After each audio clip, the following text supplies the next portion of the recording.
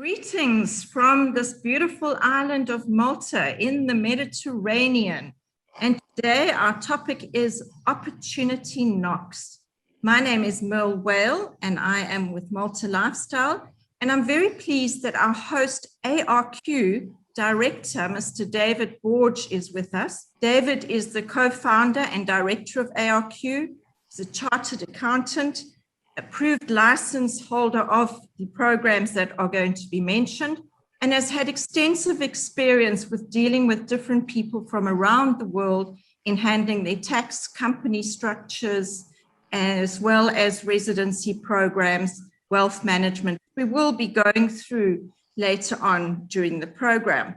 So just to go over to you quickly, what do you see as the importance of this time we're going to be having shortly going through today? Well, I think the most important thing is that we get the message across that Malta is open for business. And, you know, in this unsettling times, because we're going through this global pandemic, you know, a lot of people are maybe taking stock of realities close at home and might be looking at options and alternatives open to them. So the whole purpose of today's webinar is to try and get the message out and try to show what Malta has to offer. Fantastic. And we know it can be confusing. It's wonderful to be able to get information from people who are at the front for doing this.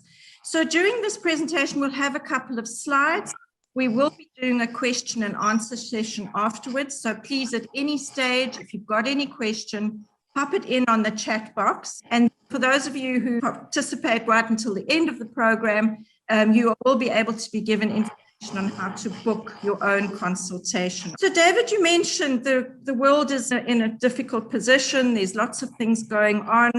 I mean, from my perspective, coming from South Africa, being a South African, having many friends in Africa, the continent of Africa, not the country of Africa, which we know some people have said incorrectly before, including Kenya, Ghana. We've had really some tough times in Africa. Before this pandemic, Africa was doing well.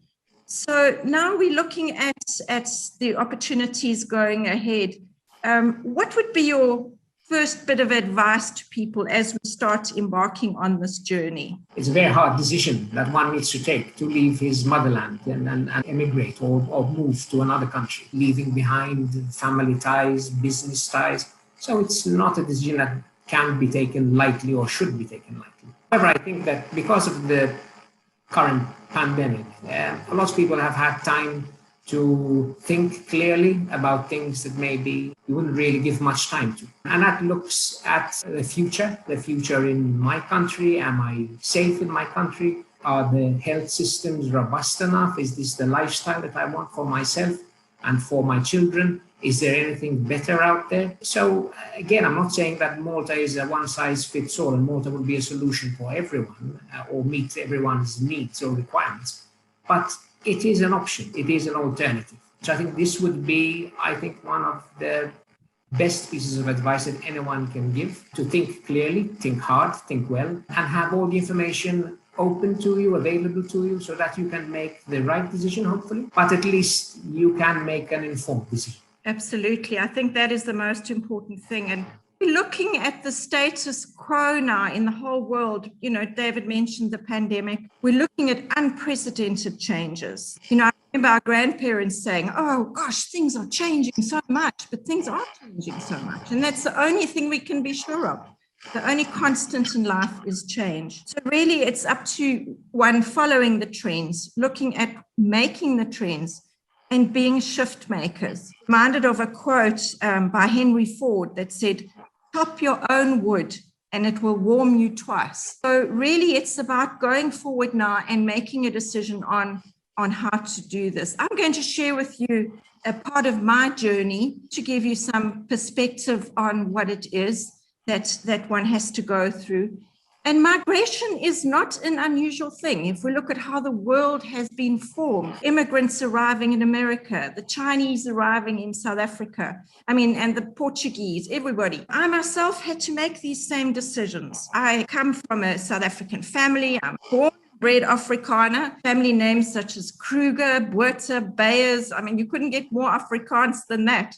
And it was a tough decision. It really was a tough decision. And with information and this experience and being in Gibraltar, we took up the residency program in Mauritius, which we decided didn't work for us.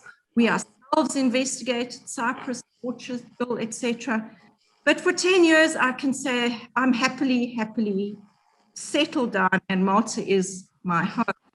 We even brought the family dog. So that is got to tell you that that was the final decision.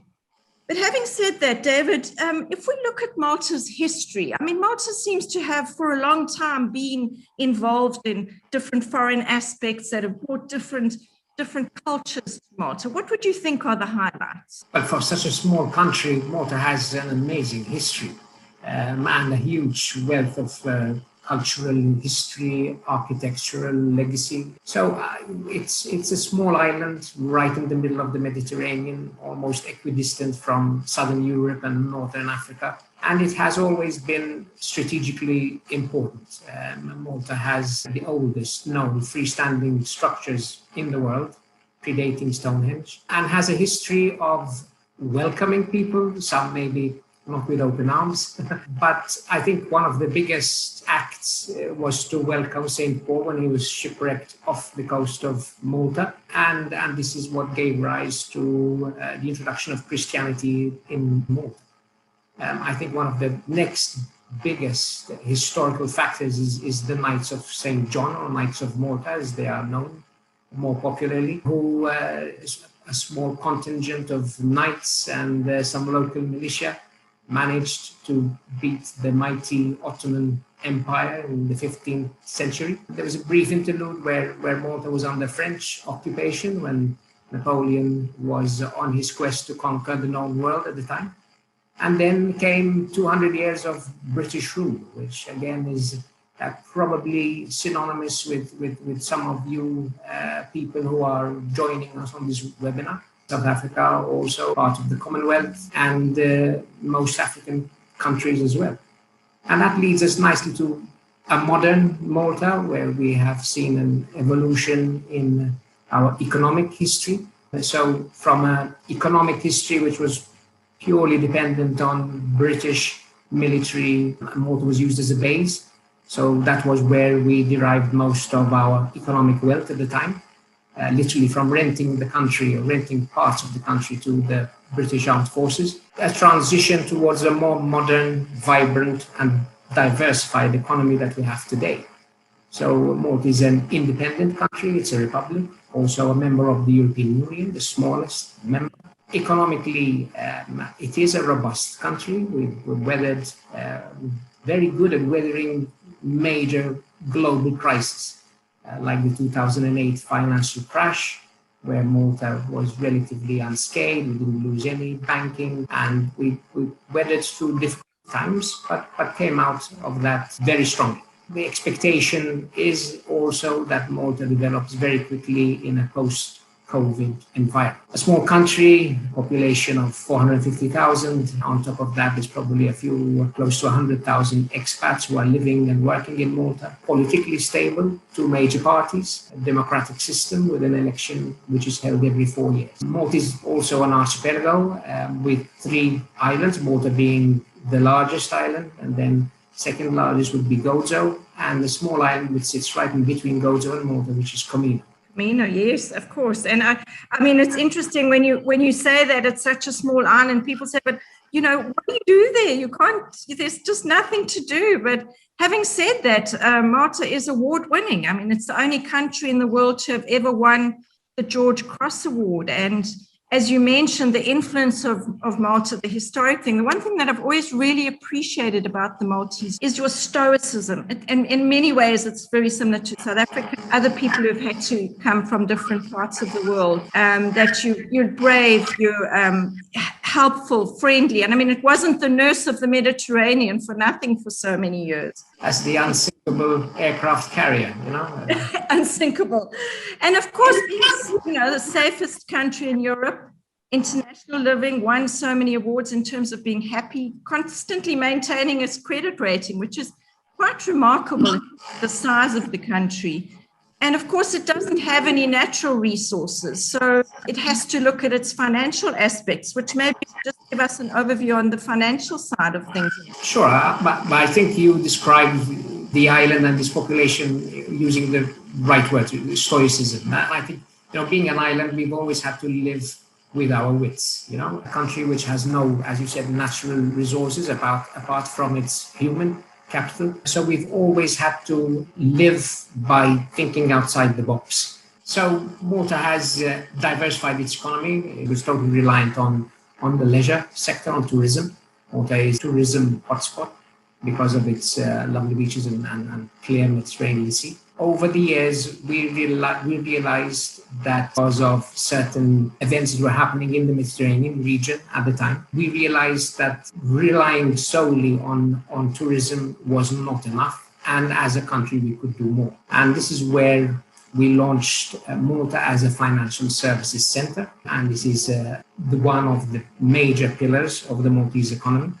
And further to that, we've continued diversifying. So we look at manufacturing, light manufacturing, high value add manufacturing, and also maritime. Malta has always been a maritime hub, and the Maltese flag is, I believe, the third largest flag in the world. Recently, we also were the first country to regulate iGaming, and this is why we are still one of the strongest jurisdictions when it comes to gaming. This diversified economy has led to a rise in employment, and ergo unemployment rate is virtually zero. We're looking at 4% here.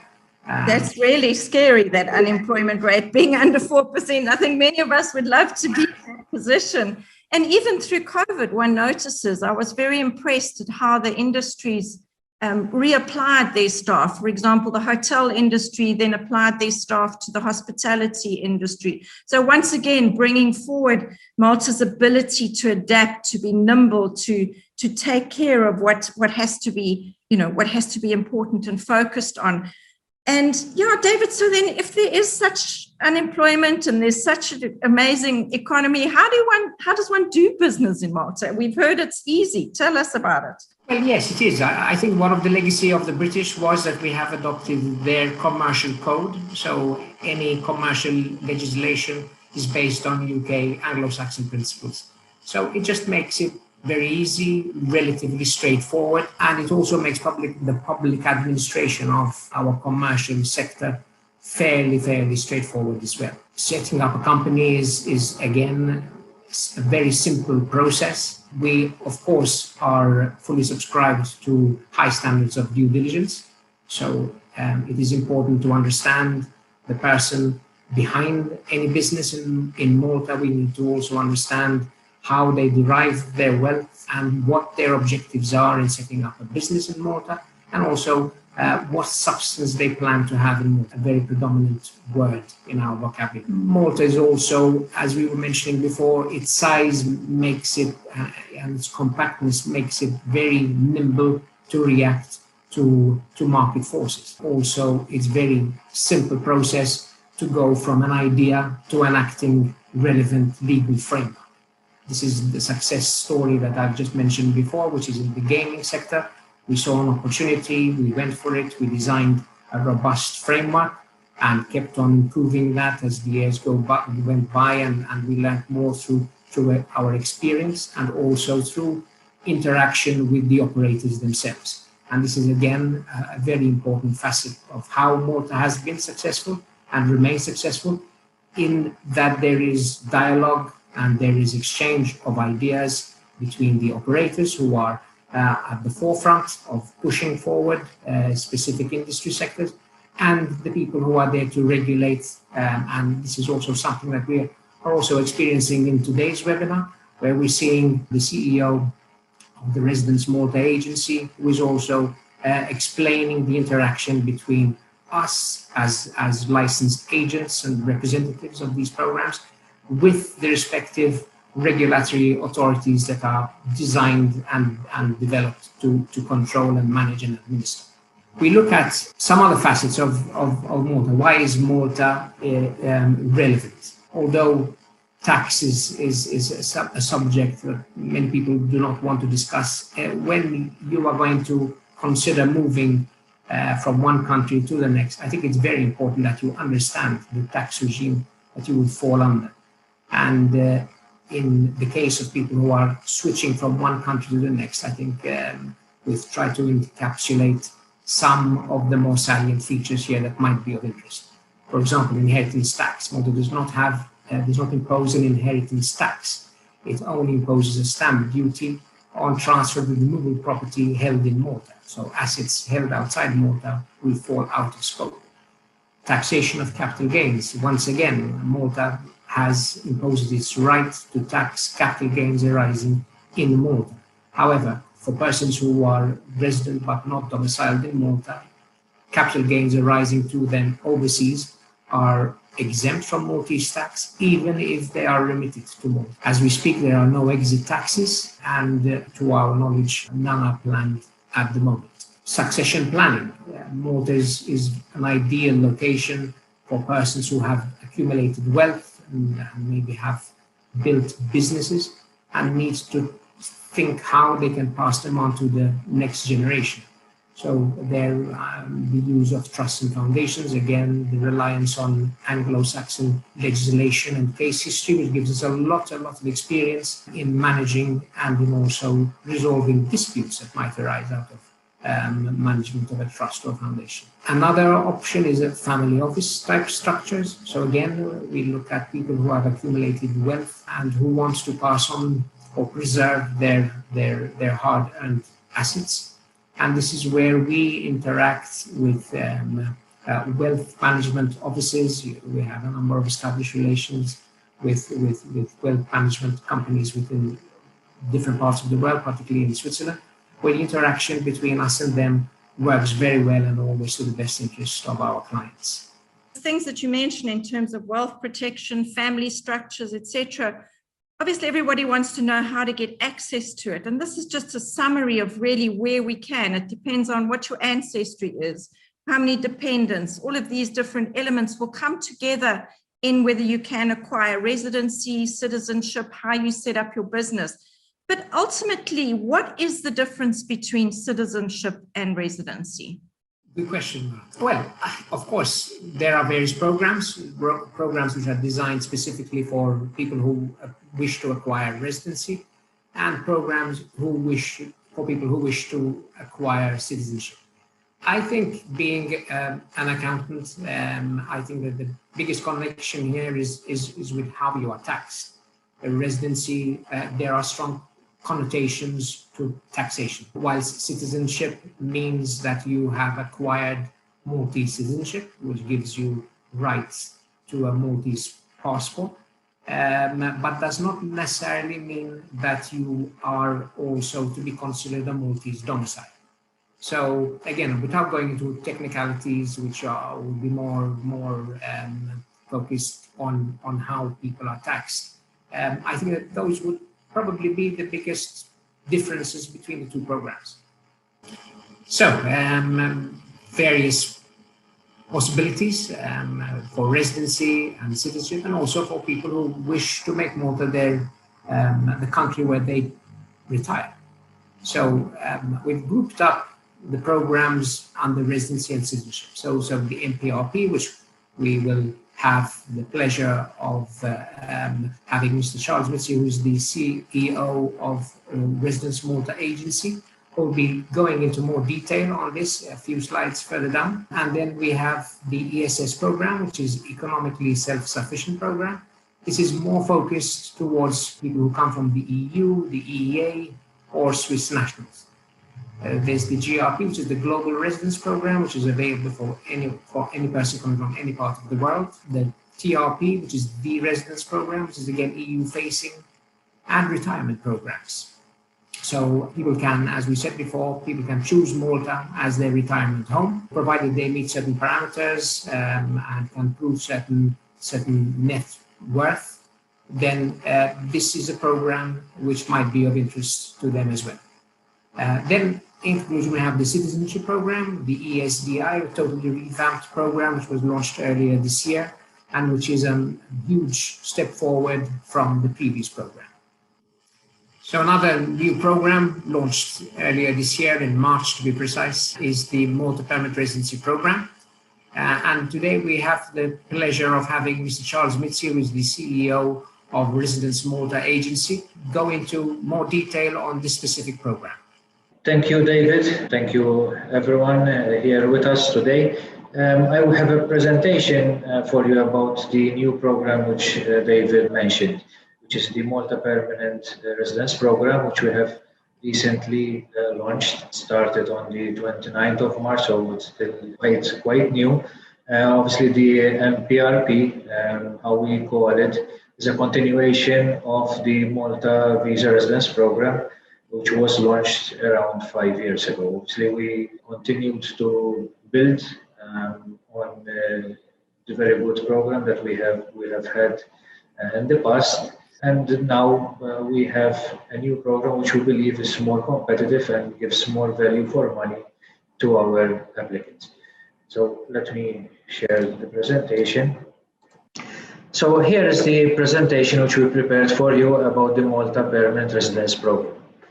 As I said, I am the CEO of the Residency Malta Agency, the agency which has been recently set up in order to administer the Residency by Investment program, regulated by Legal Notice 124 of 2021. The Permanent Residence Program is open to third country nationals. Each applicant can include up to 4 generations. Their application, as I will be explaining in due course, each application goes through a very rigorous due diligence process in order to make sure that only the fit and proper individuals make it to our program. Every beneficiary, which means every approved applicant who successfully gets the residence certificate, will be entitled to a permanent residency in Malta. Over and above that, they can also benefit from visa-free travel across the Schengen area for 90 days every 180 days, which in not so many words means 3 months every 6. Applicants have 2 options, which are both tied to property. They can either purchase or else lease a property here in Malta. There again, they have 2 choices. They can opt to purchase or rent a property in the south or Gozo, or else in the rest of Malta. As you can see on the screen, there are different thresholds which more or less reflect the market value of properties on the island.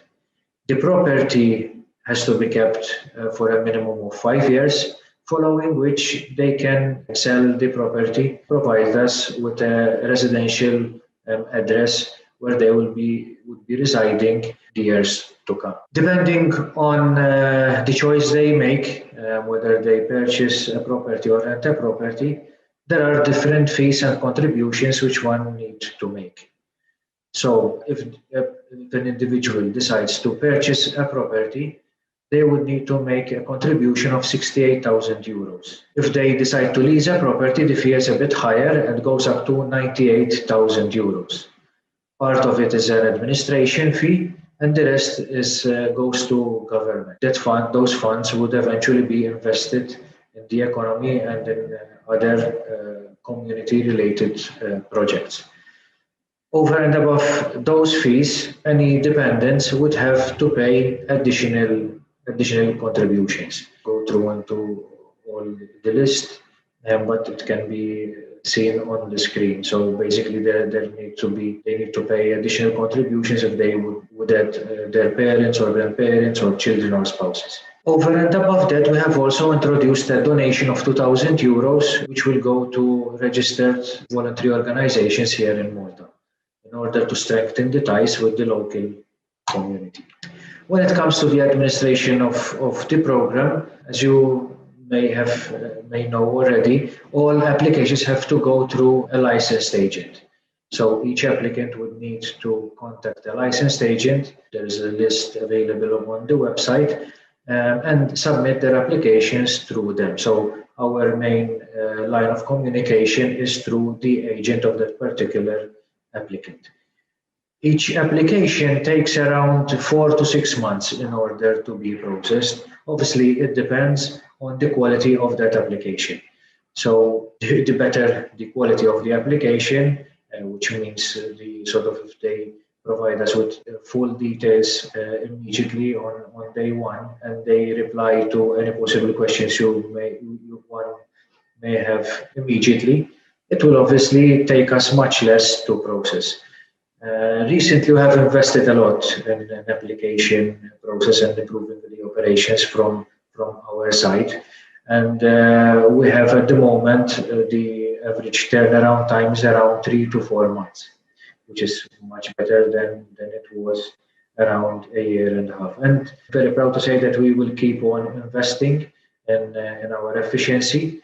In fact, at the moment we are rolling out a CRM system, which will help us to automate certain processes from our side, and this will make the agency even more efficient. When it comes to due diligence, as I said, it's quite a rigorous process. It's a 40-year due diligence process, which starts from the agent's KYC. When the application reaches our offices, we will start with checking the validation of the documents that we have in hand. Obviously, if we have any questions or any documentation which is missing, we will go out with further questions to the agents and ask them to provide us with the missing documentation. We will then proceed with seeking the police clearance. The police do, again, from their side, quite a rigorous check. There's a 7-step process, which includes also checks against the Europol and Interpol systems. And from there on, we will kick off with our due diligence process, look into possible sanctioned lists, look into the companies, their affiliations, bank transactions, any donations or inheritance from which would be included the application provided to us.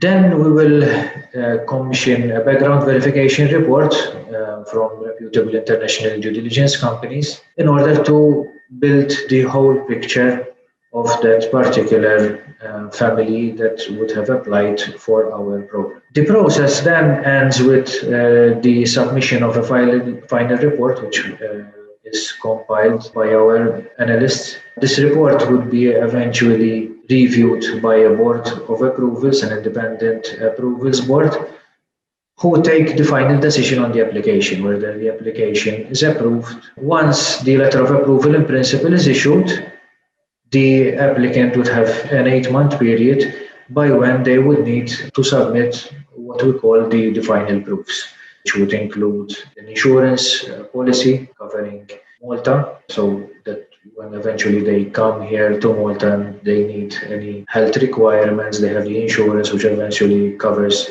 their expenses.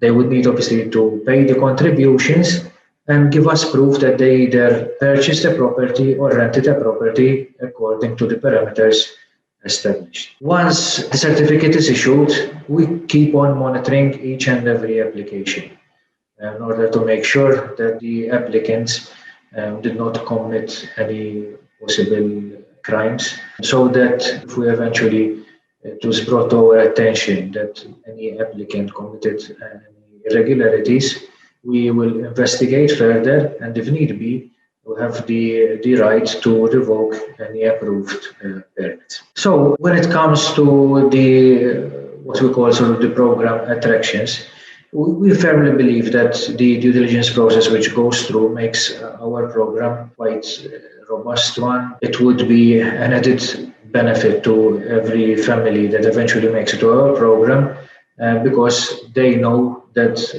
they are of sort of a good standing, because obviously they would have made it through a lot of checks. This obviously, I think, gives us an added advantage over other programs. We also believe that the new program is still quite competitive in the market, and it offers value for money for the applicant. Yet at the same time, it obviously is helping the country even more, because we are gaining bigger contribution from these applicants, which is eventually invested again in the economy. This brings me to basically the last slide of the presentation. I know that David and his team will elaborate more these issues, on why Malta should be an attraction to the applicants. So basically, I will not go into a lot of details, but I would like to mention two things which we believe are the two main attractions when it comes to choosing Malta for their permanent second residency. The first one is by far the educational system. The top education institutions that we have on our island. Over time, we have learned that a lot of the families that look at Malta is because they want to give a better education to their children. So they decide to bring their families to Malta so that their children can eventually attend local schools to further their education. Secondly is the healthcare. Again, we receive a lot of questions and inquiring about the healthcare here in Malta, which is top-notch. I think the results we've gained during the COVID is testament to that. So I think those are top two main attractions.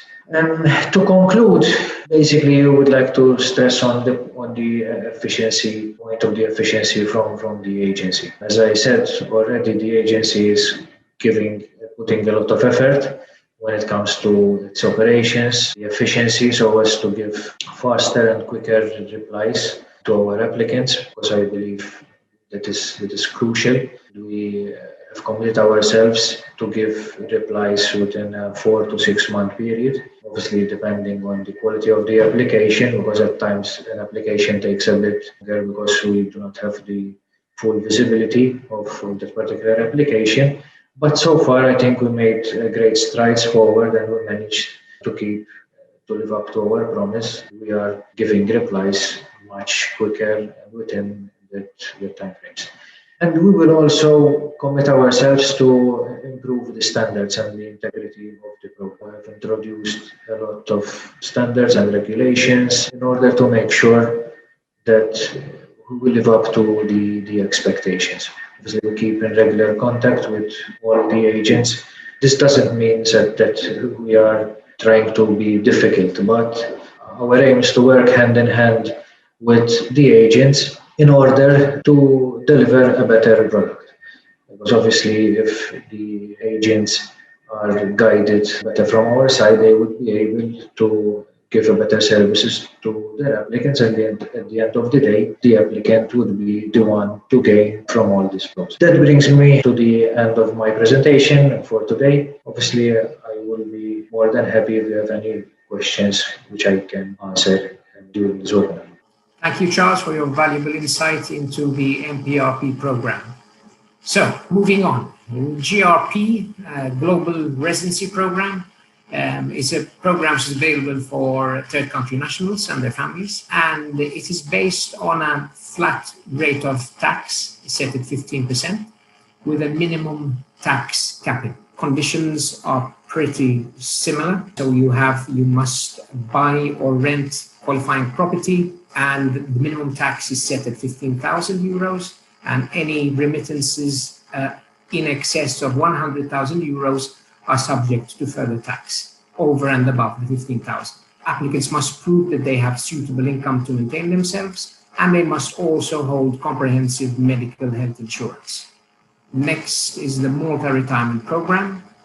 So again, applicants need to meet certain basic criteria of net wealth, and also need to provide evidence of income, regular income, either through their pension or through other means. They must also acquire or lease property in Malta, clearly, and also must have comprehensive medical insurance cover. So an option for EU, EEA and Swiss nationals, which are the ESS and the TRP. So ESS, the Economically Self-Sufficiency Program, offers 5 years residency. Applicants need to meet certain criteria based on net wealth and also regular income. TRP, the residence program, a 15% flat rate of tax on any income remitted to Malta. No tax. Again, the residence rules kick in here. So no tax on any income generated outside of Malta, which is not remitted, and also no tax on capital gains arising outside of Malta, regardless if these are remitted or not. One of the conditions is that any applicant under the TRP program cannot reside in any other jurisdiction for more than 183 days in one calendar year. So, David, these are many different programs. They all involve residency, number of days, etc. But what do I do if I want a Maltese passport? I actually want citizenship in Malta. But then the recently launched citizenship program is probably the ideal choice for you. February of this year, the government launched a new competent authority which regulates and administers the new program.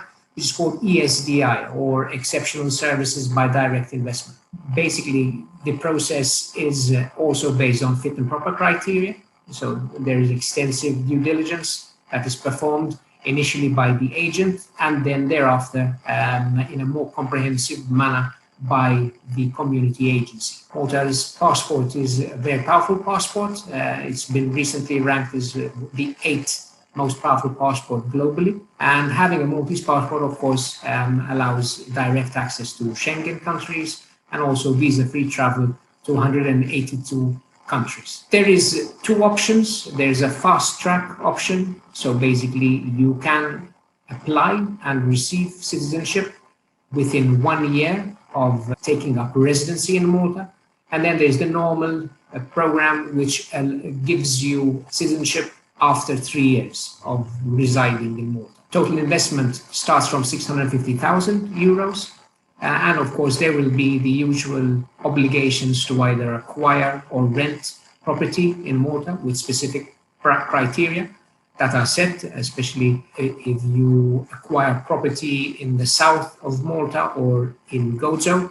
Again, the parameters are slightly lower than for the rest of the island. So really, I mean, now look at it, we've got residency options, we've got citizenship options. The question is, one want to live in Malta? I mean, you don't have to, obviously, based on the different programs. My experience as a South African living here, and many different people that I meet, there are lots of expats from all over the world, European, American, Indian, African, Australian. So there really is just a total cosmopolitan environment, but you can also be in a rural environment, as we've spoken about.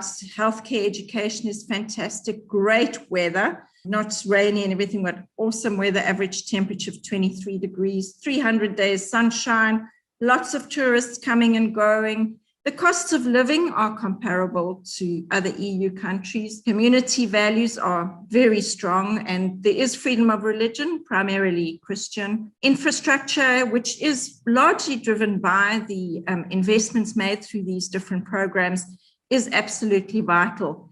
And lots to do historically, culturally. There's so many different things going on. And in fact, Malta is just about to enter, well, Malta is in the finals of the Eurovision competition.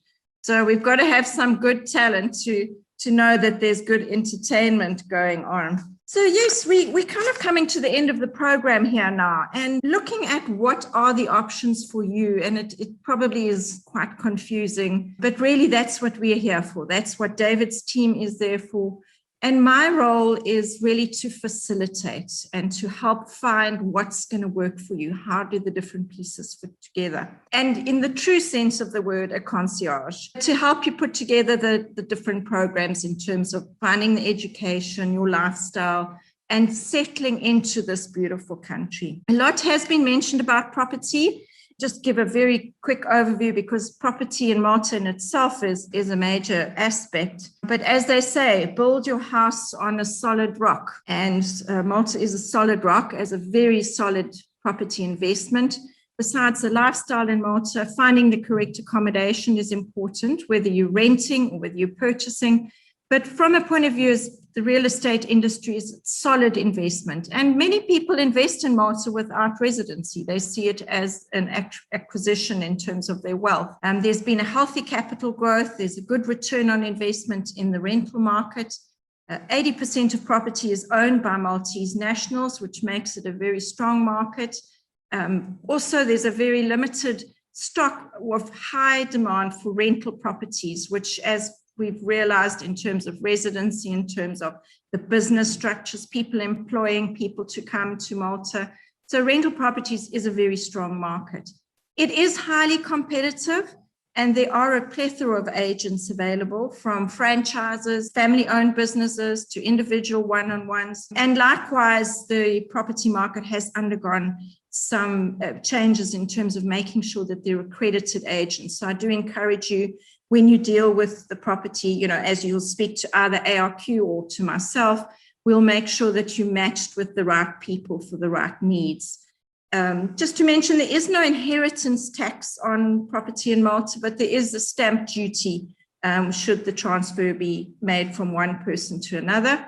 Another fantastic thing to note is there's no council taxes, no rates and taxes, and that is all supported by the robust tax system that Malta has in place. On rentals, if you own a property in your personal capacity and you rent it out, you're only paying 15% tax, and that falls under many of the double taxation tax agreements. So you wouldn't be re-taxed on that in your country of domicile. Return on investment, 3 to 5%, obviously depending on where you buy, north or south, if it's a modern, if it's an older. And yeah, it's no secret, foreigners have been investing in Malta for many years. So I'm just going to talk you through a few quick options of property. It's a lot of different things to go through, but everything from beautiful palazzos, houses of character. We've got places with traditional features, farmhouses. It's just quite incredible. You can walk down the street and you'll see all these different properties next to each other. We've also got other areas which are such as villas. We've got bungalows, which we've got modern apartments, marina living. There's just such an amazing amount in this little island that you just don't understand when you just look at it. And probably the most relevant to non-EU people is the special designated areas, because there are some specific requirements in terms of non-EU people purchasing, although it's really straightforwardly handled with a permit. But if you are purchasing for rental purposes, you would have to go into one of the special designated areas, which are really communal, cosmopolitan, beautifully modern setups, which are really appropriate for rental properties. So yes, just to kind of summarize on that before we go over to David, who will tell us more about ARQ, my role is to facilitate and to help put you in touch with different people. And I'm delighted to have a relationship with ARQ and to have met many members of their team. So David, tell us a bit more about the ARQ Group. Sure, with pleasure. So ARQ Group is a professional, multidisciplinary professional services organization. And as you can see from our logo, we give a lot of emphasis on the word partnership. So we look at our clients not merely as clients, but we also want to be seen as their partner. So we're there not just to provide solutions, but to also handhold in and wherever necessary. We're only a phone call or an email away. I think the breadth of services that we offer are all complementary, furthermore supported by an independent law firm and an independent audit and assurance company. So we can provide clients with solutions which range from tax, accounting, bookkeeping, advisory, trusts, fiduciary services. So quite a wide and vast range of related services.